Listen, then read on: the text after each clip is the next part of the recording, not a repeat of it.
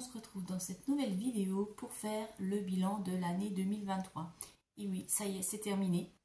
Donc il est temps de voir ensemble les différentes épargnes, combien j'ai dans chaque catégorie en cette fin d'année, au niveau des revenus, des charges, s'il y a eu des choses qui ont bougé tout au long de l'année. On fera le point aussi sur les défis, je vous montrerai où je vais les répartir. Et on terminera par le bilan de l'épargne, donc le total épargné sur cette année, et on verra si j'ai fait mieux que l'année 2022 ou pas. A tout de suite.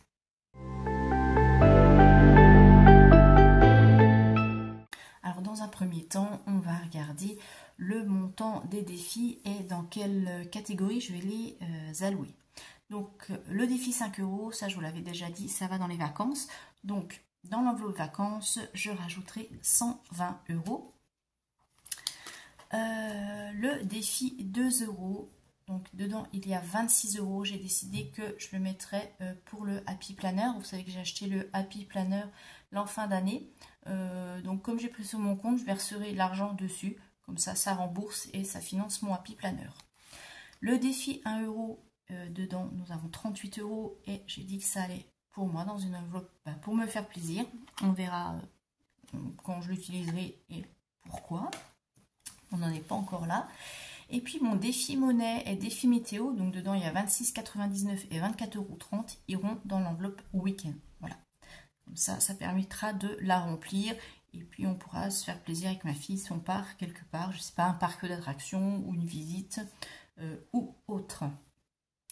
Maintenant, je vais vous montrer les catégories, un petit peu la revue annuelle. Je vais vous montrer tout ça.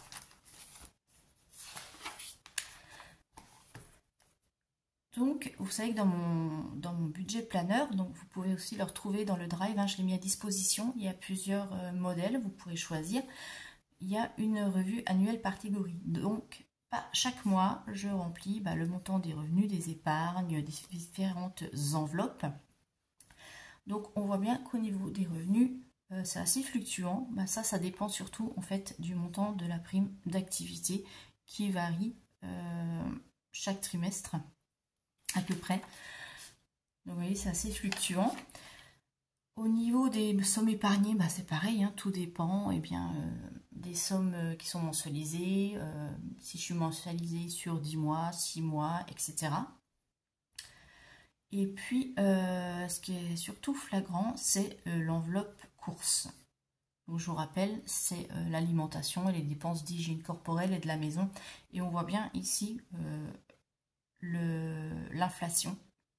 Parce qu'on a commencé janvier-février autour de 200 €. Et on termine, donc ça monte progressivement, hein, on passe vers 230, 250. Alors je rappelle que moi je fais mes menus chaque semaine, donc c'est vraiment le moyen aussi pour économiser et faire attention à son budget, hein, il n'y a pas de gaspillage. Et malgré tout ça, on voit que progressivement l'enveloppe course augmente et pour terminer l'année sur autour de 270 €. Donc c'est aussi pour ça que j'augmente en 2024 mon enveloppe course. Parce qu'on voit quand même que malgré tout, ça monte et que 270 €, 280 € pour le mois, ça risque de ne plus être suffisant. Au niveau carburant, c'est toujours à peu près la même somme. Et dans le reste, tout ce qui est enveloppe divers, loisirs, Letis, je ne dépasse jamais mes enveloppes. Je suis même plutôt en dessous, donc on garde les mêmes montants. Donc c'est pour ça que c'est intéressant aussi de tenir ce genre de choses, avoir un suivi, comme ça on peut adapter au fur et à mesure de l'année. Comme je vous dis, le budget n'est jamais figé, donc ça permet vraiment d'adapter et de voir s'il faut modifier les enveloppes. Maintenant, on va faire le point sur les épargnes. Alors, en cette fin d'année 2023, dans mon fonds d'urgence, j'ai 980 €. Il faut que j'atteigne 1280. Pour le train Lily, 480, comme ce qui est prévu. Pour l'enveloppe Noël, j'avais bien mis 260 €. Les anniversaires pour l'année prochaine, 120 €. La taxe d'ordure, 100 €. L'enveloppe santé, alors là, oui, il va falloir vraiment que je la renfloue, celle-ci. Je suis à 160 € et j'aime bien avoir 240 dedans pour pallier à vraiment toutes les différentes dépenses, que ce soit santé, parapharmacie, dentiste, etc. Amazon 70. Vêtements Lily Laetitia, on a vu, il n'y avait plus rien dedans. Les week-ends, c'est pareil, hein. On avait utilisé l'enveloppe. Pour les vacances, on suis à 280. Projet immobilier 2300. Ma prévoyance d'essai 120. Et là, c'est ce qui me reste dans l'enveloppe train. Donc 151 cette année. Donc je vais rebasculer sur le train pour l'année prochaine. Et puis pour les voyages, j'ai 700 €. Voilà pour le montant de mes différentes épargnes. Et vous, dites-moi dans les commentaires quel est votre bilan de cette année 2023. Est-ce que vous avez réussi tous vos objectifs? Est-ce que vous avez épargné autant qu'espéré? Est-ce que vous avez réussi tous les défis que vous vous étiez fixés? Racontez-nous tout dans les commentaires. Donc maintenant, on va regarder le total épargné cette année. Alors, j'ai fait mon petit calcul. Alors, pour rappel, l'année dernière, en 2022, j'avais épargné 2476,58 € et 270,20 € dans les défis, ce qui faisait un total de 2746,78, ce qui représentait 12% de mes revenus. Donc en fait, en 2022, j'avais réussi à épargner 12% de mes revenus. Pour l'année 2023, alors le montant total épargné se chiffre à 5390 €. Oui, vous avez bien entendu. Le montant des défis à 345,29 €, ce qui nous fait un total épargné cette année de 5735,29 €, soit 23% de mes revenus. Donc c'est une somme incroyable pour moi. J'ai vraiment explosé cette année, malgré l'inflation, je m'en suis bien tirée. Donc on voit que la première année, c'est toujours un petit peu l'année où on se calme, où on met les choses en place, et deuxième année, là vraiment, on peut vraiment faire de belles économies, on arrive vraiment à amorcer les choses et être dans un rythme de croisière. Moi, c'est comme ça que je le ressens, même si j'ai eu des mois à découvert, j'ai quand même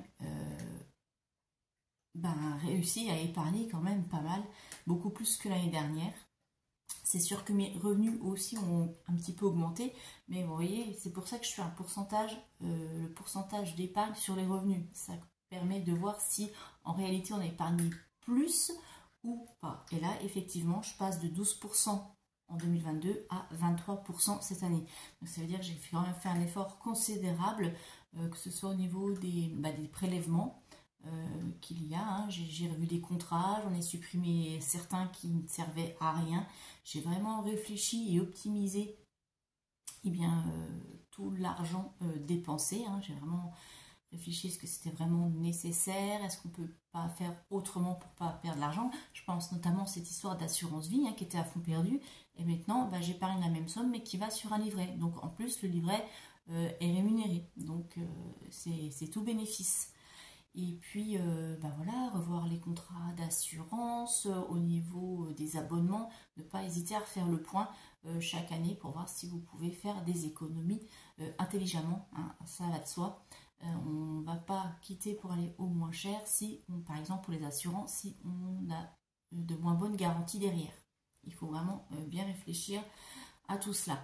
Et puis, au niveau des enveloppes, hein, j'ai quand même réussi à respecter chaque budget, chaque catégorie, notamment au niveau alimentation, puisqu'on est tous victimes de l'inflation. Et malgré cette inflation, je m'en suis quand même bien sortie. J'ai réussi à faire parfois quelques économies sur mes enveloppes courses. Voilà. Donc, je suis plutôt contente, hein. On va continuer, ça me motive encore plus pour 2024. J'espère que je vais encore augmenter mon taux d'épargne. C'est vraiment motivant là, même si j'ai eu une baisse là en fin d'année parce que j'avais l'impression avec les découverts et le moins d'épargne sur les enveloppes, j'avais l'impression vraiment de régresser, et en fait non, vous voyez, c'est juste une impression. C'est pour ça que c'est important de faire les calculs et de bien regarder et ça rebooste. Et là, je peux vous dire que je suis bien reboostée pour 2024. Donc, on va y arriver tous ensemble. Alors, on se retrouve en fin de semaine pour faire le bilan de cette première semaine de janvier, voir comment ça s'est passé, si j'ai bien démarré ou non. Et en attendant, je vous invite à aller voir la vidéo « Mes outils objectifs pour l'année 2024 ». A tout de suite.